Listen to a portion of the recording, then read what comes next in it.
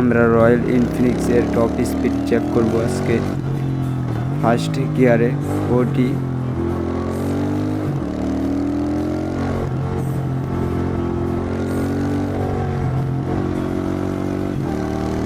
Two গিয়ারে 70।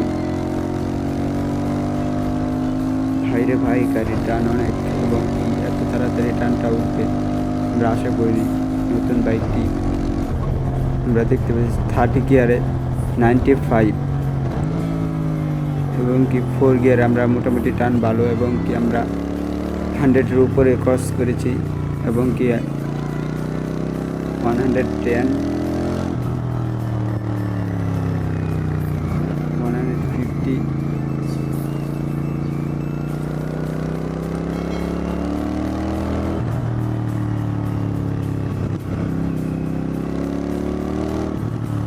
এবং কি 120।